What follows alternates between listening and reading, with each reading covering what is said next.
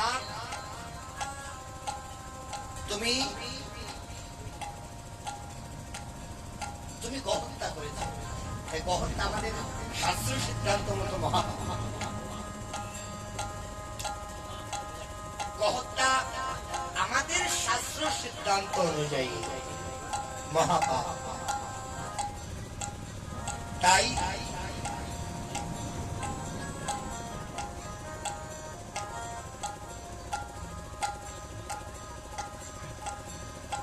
তখন রাধারানী বলছে তুমি আমাদেরকে ছোড়ে না, তুমি আমাদের পাশে আসবে না।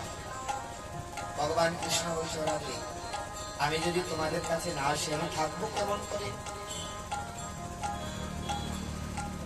আর কোন উপায় বলো, হে প্রাণনাথ আসতে পারবে? রাধে রাধেশ্বর আসতে হয় তাহলে তুমি সর্বতীর্থে গিয়ে স্নান করতে হবে। সর্বতীর্থে যদি স্নান করতে পারো তবেই তোমার এই পাপ থেকে তুমি মুক্তি পাবে।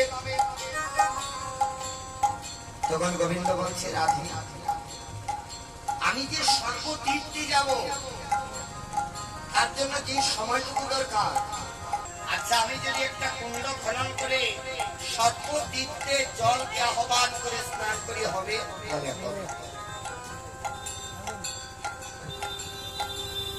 এইবার ভগবান কৃষ্ণ নিজের পায়ের গোড়ালি দিয়ে মাটিতে একটা গর্ত করলেন এবং সর্বতীর্থে যে তীর্থে যে গঙ্গা রয়েছে সকল তীর্থের জলকে আহ্বান করে সেই কুণ্ডে আনলেন।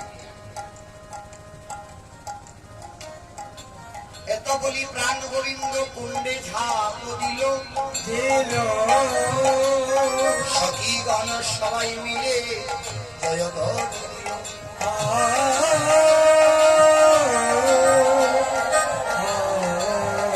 এত বলি শান্তনা জাগরণ হলো,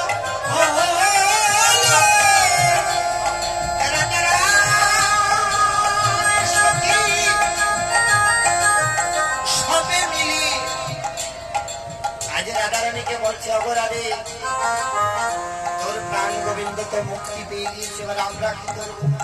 বলে আমরা কি করেছি? বলে আমরা যে তার নয়নে দিয়েছি সে হত্যা করেছে, আমরা যে দেখেছি আমাদেরও তো পাপ হয়েছে।